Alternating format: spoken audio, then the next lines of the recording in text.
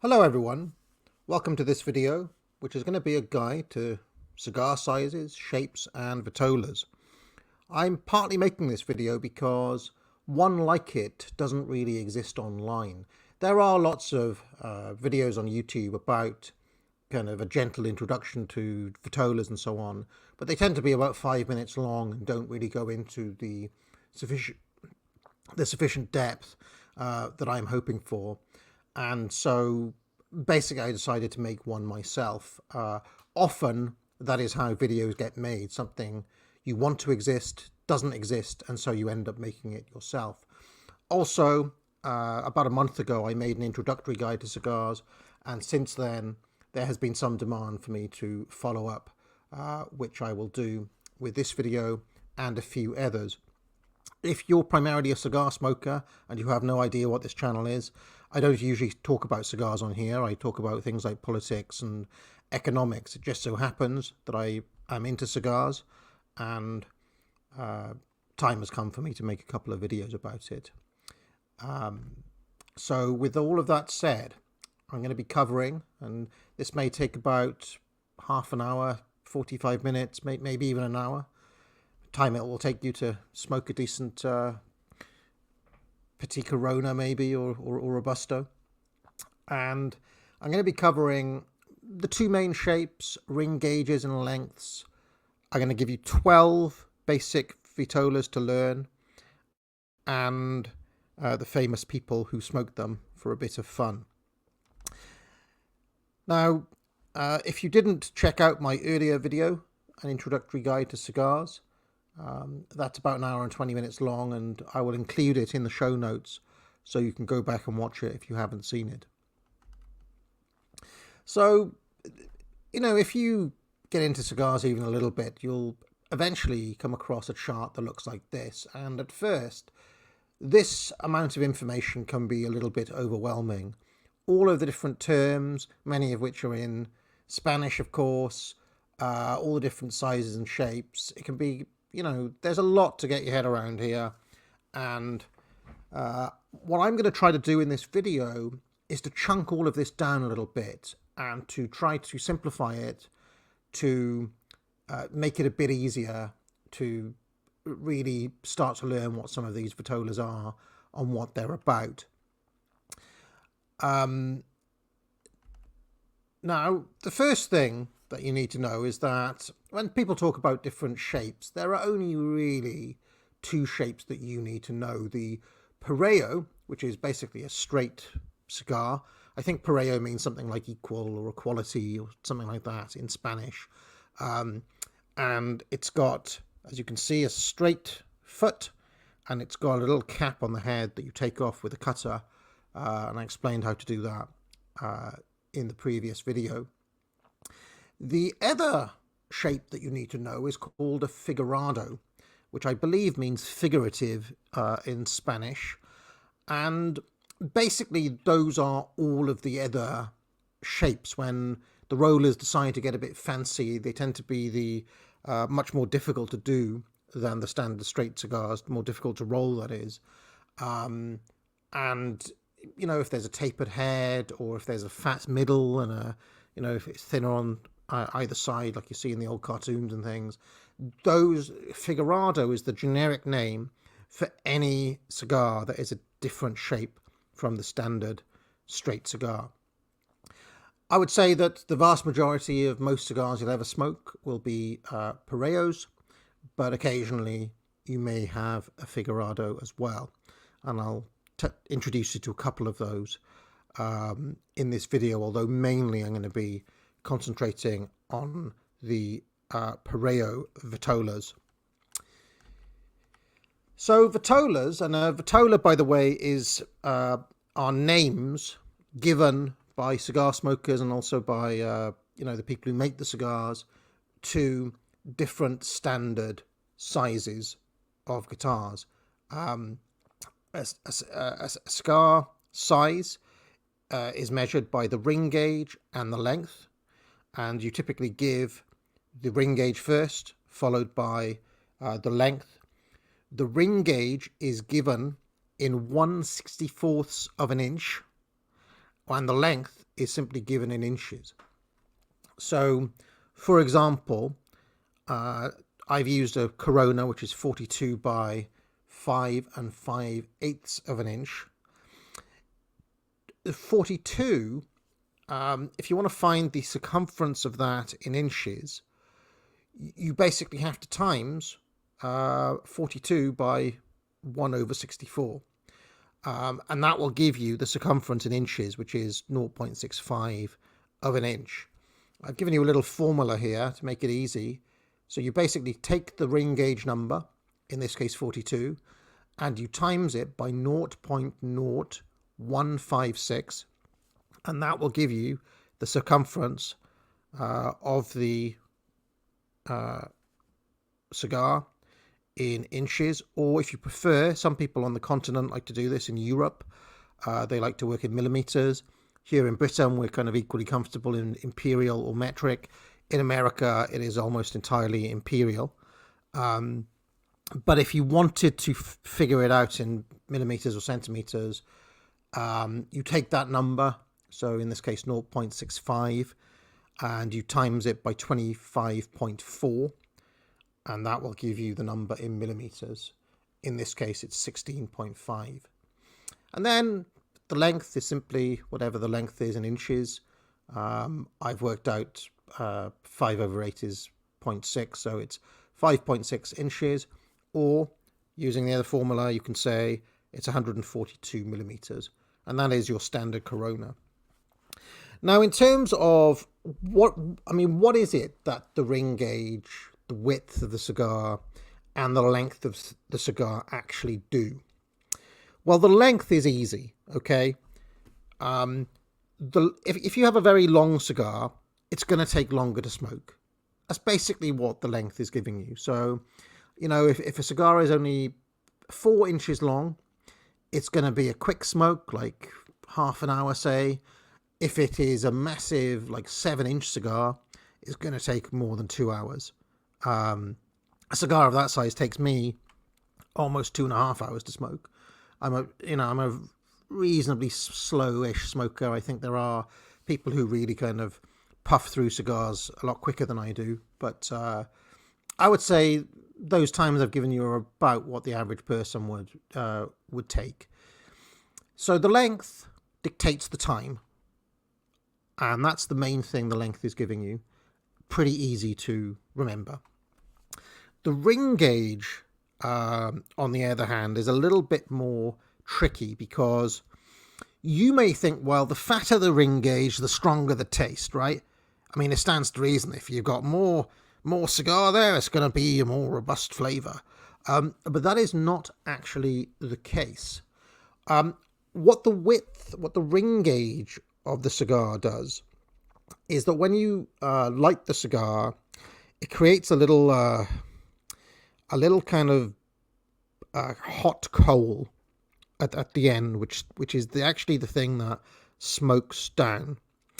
And a fatter ring gauge basically gives you a cooler smoke, because there is more tobacco and there is more kind of stuff around that hot coal that's burning, so it keeps the cigar cooler, and it will also smoke slower as well. So the bigger ring gauge will cool the cigar down, and it will actually slow down the smoke. So let's say you had a 7-inch cigar that is only 38 in the ring gauge, which is a lancero. I'll tell you about them later. That is gonna smoke quicker than something like a Churchill, which is a 47 ring gauge and similar length, 7.5 inches. One of them is going to take you maybe an hour and a half. The Churchill's probably going to take you more like 2.5 hours. So, because there's simply more tobacco there. However, somewhat counterintuitively, this does not translate into, therefore the fatter ring gauge is a stronger flavour. In fact, the smaller ring gauges, the narrower ring gauges, they smoke hotter, which stands to reason. They smoke quicker, obviously, but they also give you a stronger flavour intensity than the bigger ring gauge. Now, why is that? The reason is because you're getting more wrapper around the cigar, for one, and you're having a kind of longer contact with the wrapper, because if you think about the proportions of what is burning, there is more wrapper to the other elements of the cigar, which is the binder and the filler. And so the bigger the ring gauge, the more filler and binder there are in there. There's more filler tobacco in there. Whereas the wrapper, which is said to account for maybe half the taste of the cigar, some people say less, some people say more. But basically, if you're smoking that long, thin cigar, you're getting more wrapper burning, and you're getting more of a taste of the wrapper all the way through. So you do get a slightly stronger flavour intensity. And I have actually done my own experiments with this by smoking the same blend in different vitolas. And I have certainly found, for example, that the Corona is a stronger flavour than the Robusto in most cases, even though they're identical blends. So that is something to bear in mind as we go forward.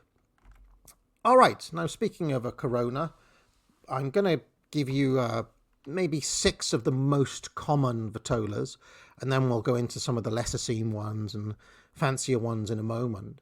But the industry standard size has always said to be this, the Corona. I think Corona means crown in Spanish, but like I said, I don't speak Spanish, so don't quote me on that.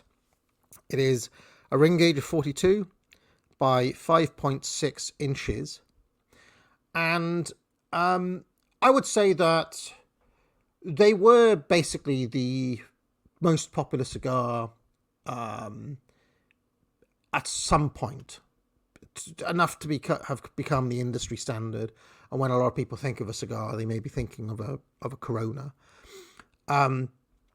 But since about the late 90s, early 2000s, they've been overtaken in popularity by larger ring gauges, such as the Robusto and the Toro, especially in America. In the USA, Americans, they like things bigger. They have to be bigger all the time. And so the ring gauge has been slowly going up. Also, the lengths of cigars have been coming down. So the cigars in general, over time, have been getting kind of fatter, but also shorter. And that is largely driven, I would say, by the American market. In Europe, the Corona is more popular than it is in America still, even to this day. But I would say, by and large, the Robusto has become the de facto cigar here in Britain and probably in Europe as well, and around the kind of cigar smoking world. Certainly that seems to be the case. I mean, one of the channels I watch regularly is called Friends of Habanos, or Friends of Havana, I think they're called. There's 2 guys called Rob and Ken. One of them kind of runs one of the world's better known Cuban cigar dealerships. The other one is a wine critic called Ken. And Ken, for example, he's always wanting kind of a fatter, bigger cigar, and he tends to frown on the kind of smaller ring gauges. And he's Australian, for example. So I wouldn't say this is purely Americans who are driving these cigar sizes up. But certainly I would say that the fashion for it started over there.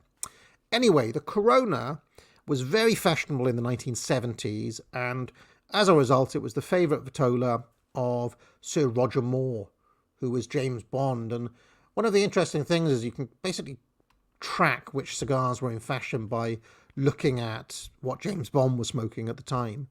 Roger Moore, he liked he liked a Monte Cristo number 3. Well, I like a Monte Cristo number 3, by the way. I had a fantastic one the other day. And, yeah, kind of lesser talked about these days, but a bit of a hidden gem I'll just mention in the passing. Here's a picture of Roger Moore smoking a Corona. So let's move on to another common cigar size now, which is the Petite Corona. Basically a little Corona, or shorter Corona. Same ring gauge, but about half an inch shorter. So 5.1 inches. And this was extremely fashionable in the 1970s. Just so happens that Habanos, the main Cuban, or the only Cuban cigar maker who own all the different brands, they own Monte Cristo, for example, have just released some retro tins. Over the past few years, they've made these retro tins available of Petite Coronas, where you can get 5 Petite Coronas in a tin. And I picked up some of those myself. They've been pretty enjoyable. Probably the most famous Petite Corona around, I would say, is probably the Monte Cristo number 4. And in general, if you learn what each of the different Monte Cristo numbers is, it's a pretty good way of learning the vitolas, actually. But yes, they were a favourite cigar. Monte Cristo 4 was the favourite cigar of Che Guevara. JFK, John F. Kennedy, also liked this vitola. He liked the Petite Upmanns, which was a cigar of this size. They're not made anymore. And so, yeah, lots of people liked smoking these in the 70s. Here's a picture of Che Guevara with a cigar. There's JFK smoking one. You can see they are Petite Coronas. I kind of like a Petite Corona, you know. I've been finding that, you know, sometimes you don't have a lot of time. Still takes me about 45 minutes to smoke one of these. Maybe a Corona would take more like an hour, but it's not a short smoke. And that smaller ring gauge does deliver more flavour, like I was saying. So I've been getting back into Petite Coronas more recently, in the past couple of weeks. Since I made that last video, I've done some explorations, let's just say. And maybe, if people are interested, I will share my new top 10 cigars at a later date. I may do another couple of these videos. I might do one on storage. I might do one on some of the best known brands and a bit of their history. But I may also give another indication of my top 10, because I provided a top 5 last time. But that has changed, because since that last video, I've smoked over 20 cigars, and I've been rating them on a spreadsheet. Because in some cases, like in the case of Monte Cristo number 4 and the number 3, it'd been about 5 years since I'd smoked those. So I wanted to now come back to them and reevaluate them. Yeah, to my surprise, I much preferred the 3 to the 4. But, you know, it's made me think about Coronas again. So, now moving on to another common vitola, and that is the Corona Gorda, which literally means a fat Corona. Same length as the standard Corona, 5.6 inches, but now we've got some extra width on there, 46 ring gauge. And this is a favourite vitola of Arnold Schwarzenegger, who is known to, I mean, he likes all sorts of different cigars, but he's known to like the Punch, which is a Corona Gorda. Here is indeed a picture of Arnold Schwarzenegger. So, yep, that's the Corona Gorda, and you can see the trend towards bigger ring gauges even starting with the Corona Gorda. So now we get to the Robusto, which I would say has become like pretty much the standard smoke for most people since the late 90s. Certainly in the time that I've been smoking cigars, it's everybody's go-to vitola, especially in America, but also here in this country as well. And it's basically a a much bigger ring gauge, a 50 ring gauge, less length than the Corona. In America, they're usually 5x5, like nice and simple. It's 50x5, sorry. Whereas in the Cuban brands, it's 50x4.8. But still, much of a muchness. Now, I would say that popular culture had something to do with this being the size that took off. James Gandolfini as Tony Soprano smoked Robustos in The Sopranos. I think Gandolfini in general, popular. It was part of that cigar boom of the 90s. Al Pacino as Tony Montana in Scarface was smoking Cohiba Robustos.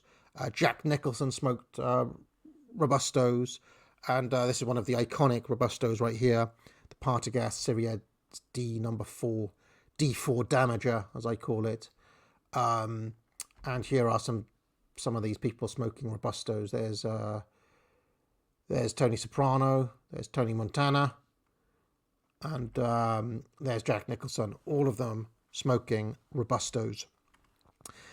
So, yeah, that has become the standard, although for whatever reason, maybe as a legacy, the industry still classes the Corona as the industry standard. But, I would say among smokers, the Robusto tends to be the vitola that people look at. And then, of course, we've got the smaller version of the Robusto, exactly the same concept as the other one. It's 50x4 in the Cuban range. In America, in the non-Cuban, in the New World cigars, it tends to be 50x4.5. Sorry, I've lopped off the 0 in the American ones, but it's 50x4.5. Same wide gauge as the Robusto, but shorter.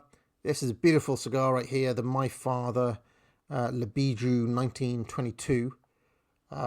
Lovely dress box there. And obviously it's a shorter smoke, but you still get the benefits of that wider ring gauge. It smokes cooler, a little bit slower than the narrower ring gauge. The sacrifice is a little bit of that flavor intensity, but sometimes you don't want the intense flavor as well. I mean, something I should have said before. Some people, they like a little bit less intensity on the palate. Another common one is essentially just a kind of Robusto with an extra inch on it, which is the Toro. I believe that means bull, the bull in Spanish. Pierce Brosnan was commonly seen with a cigar of this vitola or similar. He's another James Bond, of course. And the example I've given here is the Davidoff Nicaragua Toro Cello. And there is Pierce Brosnan. I think I'm trying to remember what his favourite cigars were now. He liked the Arturo Fuentes line, and I'm trying to remember the Cuban brand he liked. I think it was what was that El Rey del Mundo, maybe. I could be wrong there, but yes, Brosnan. Kind of, it's not that into. Some of the celebrities just kind of smoke occasionally, and I get the impression that Brosnan is a bit more of a casual. But certainly in all the pictures I saw him with, he had a Toro. Now, for whatever reason, in Cuba, they don't make the Toro as a vitola. And this is one of the things that you'll learn, that Cuba is a little bit strange. In so much as they've got like slightly different names for a lot of these vitolas, known as the factory name. This is the Habanos factory name. And this is essentially what the people use internally, the rollers and the internal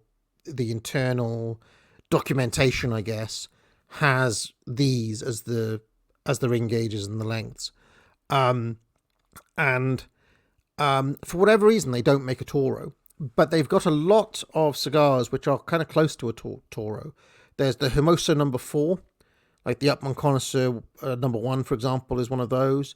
There's the Gordito, like the Hoyo Epicure Especial is a gordito, 50 by 5.5.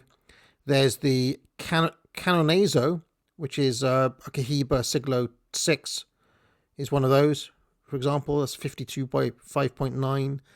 And there's the Magnum 50, of course, the H. Upmann Magnum 50. And they are all kind of bigger Toro type cigars, around a Toro. So something also worth bearing. You could be looking for a Cuban Toro, can't find one. Well, those are some famous ones right there. And on the subject of the Habanos factory names, it's worth bearing in mind that every cigar has what is known as a vitola di galera, which is the factory name, the internal name that they use. But since different companies use different names, many cigar enthusiasts basically ignore the factory name and use the popular or market name, that is the vitola di salida, for common cigar sizes. So, for example, if you're picking up Cubans, you'll see they're calling this cigar a Campanas. What's that then? Well, they just mean a Belicoso. Or their name for a Lonsdale is a Cervantes. Or their internal name for a Churchill is the Giulietta number 2. Or the Laguito number 1 instead of the Lancero. They call a double Corona a Lusitania. They call the Petite Corona a Mariva. So these are things these are things that you can kind of safely ignore the vast array of strange and unusual factory names, and you can just focus on getting to know these 12 or so basic vitolas that I'm introducing in this video. So what are some of these kind of more unusual ones then? Well, the first thing to know is that you'll see the phrase Panetela thrown around. This is basically just a generic name for long and thin. And there are tons and tons and tons of those weird factory names for basically different Panetelas of, various long and thin cigars of different lengths and so on. And basically, most people just say, well, it's a Panetela. It's a Panetela. But there's, there may be like 20 different Panetela vitolas. And it's like this one's 38 by 5. This one's like 38 by 6. This one's etc. etc. Of the Panetelas, there's only really one to absolutely be aware of, and that is the Lancero.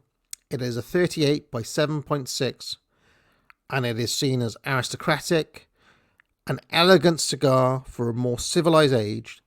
It was the favorite vitola of Fidel Castro. I think it was originally made especially for him and for him to give to diplomats and things like that. There's a famous Cohiba Lancero, of course. The example I've given here is the Monte Cristo Especial number 1. Lovely cigar. And so that's the Lancero. Now, they were a couple of years, but probably maybe like a decade ago, a little bit before when I got into cigars myself, there was a bit of a comeback for Lanceros. People were getting into them again. I feel like that's kind of died off a little bit now, and there aren't that many Lanceros out there anymore. I mean, there's the Cohiba, there's this Monte Cristo, and there's maybe Davidoff do one, but there's very few companies actually making Lanceros now. So get them while they're still around, I would. And they do, for me, they deliver a real flavour, and you do kind of feel cool there with that kind of long, thin cigar. I can't lie. And given that cigars are all about relaxation, hey, if it makes you feel, better about yourself, then that's a bonus, I suppose. Here is Fidel Castro smoking a Lancero. And similar, but a little bit different, is the Lonsdale. Now, the Lonsdale is much bigger ring gauge, 42 as opposed to 38. And It is a 6.5 inches in length.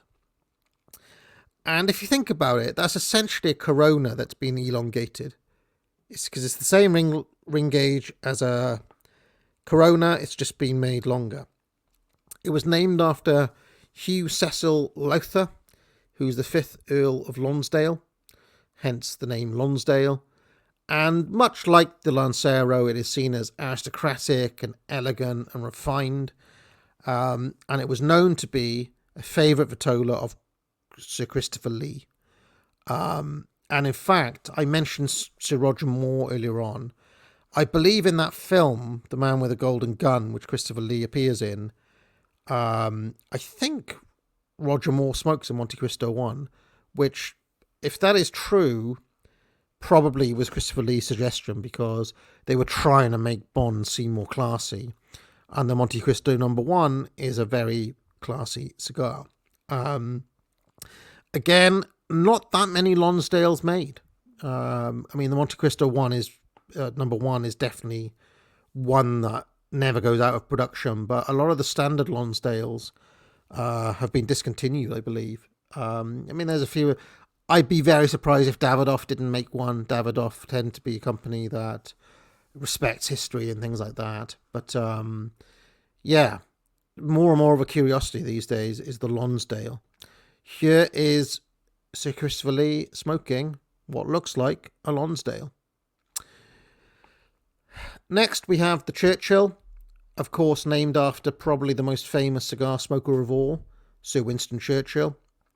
And in fact, his favourite brand was Romeo and Julieta, and one of the most famous Churchills is the Romeo and Julieta Churchill, which was named in his honour, I think while he was still alive, actually. So he would have probably smoked one of these later on in his life.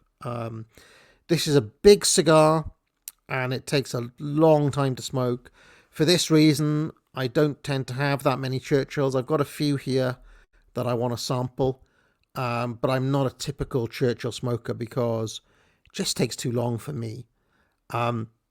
Also, my favourite brand is H. Upmann, and one of their most famous cigars is called the H. Upmann Sir Winston.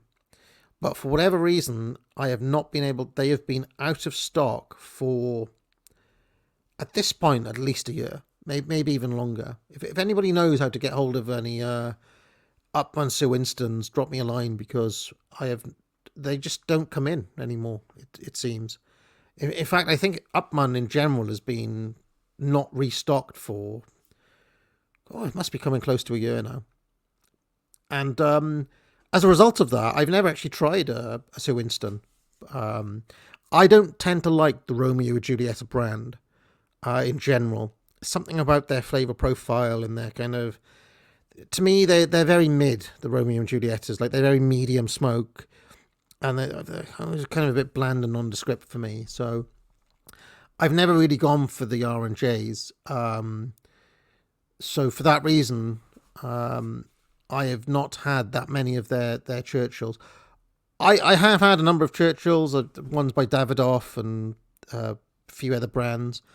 To me, I tend to start getting a bit bored towards the final third, and my mouth, it's like I get used to the flavour of what's happening, and it's no longer interesting by the end.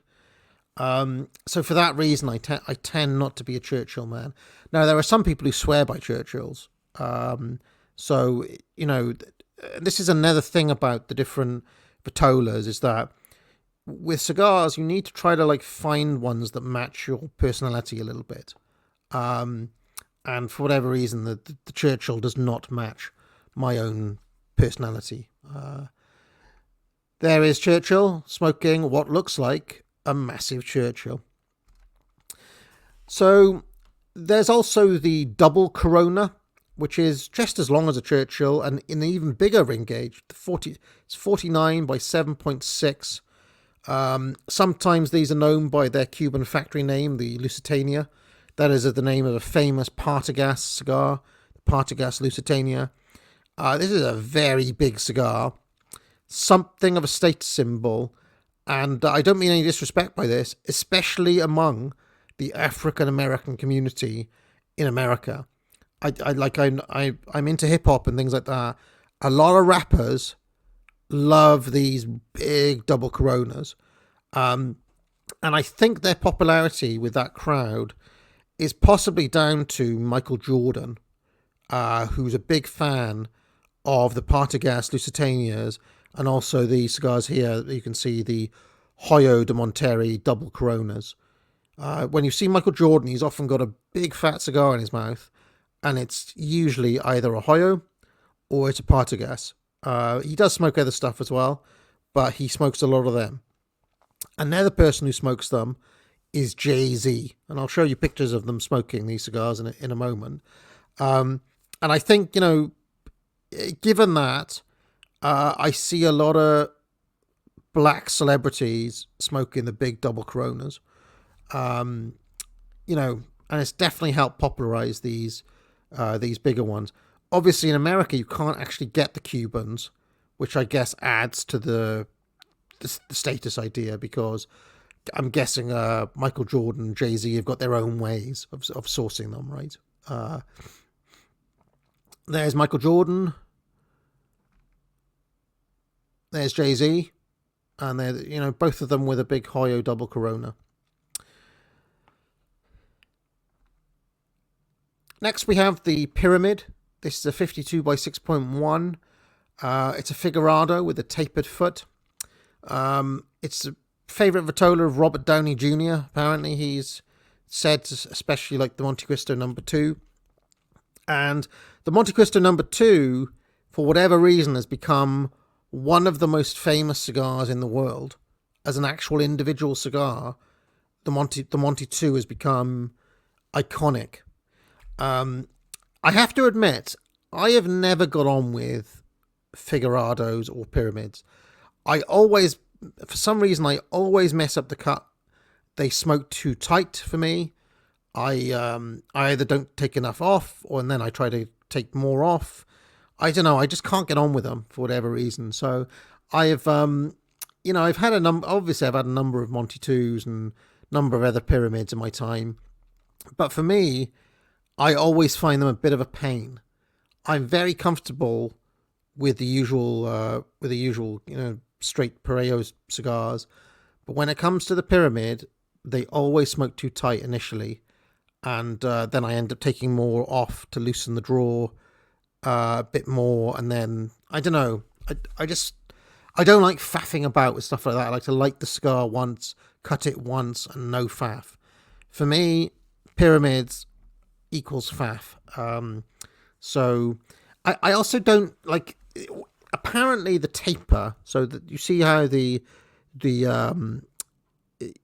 end there, at the foot, it's tapered down. Some people say that the flavor kind of funnels, it's kind of, they get a more intense hit of flavor because the shape is kind of pushing it in a certain way.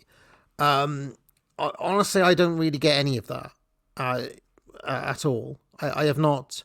The Pyramids I've smoked have not been any more intense than any other cigar I've ever smoked. So, yes, not necessarily one of my favorites.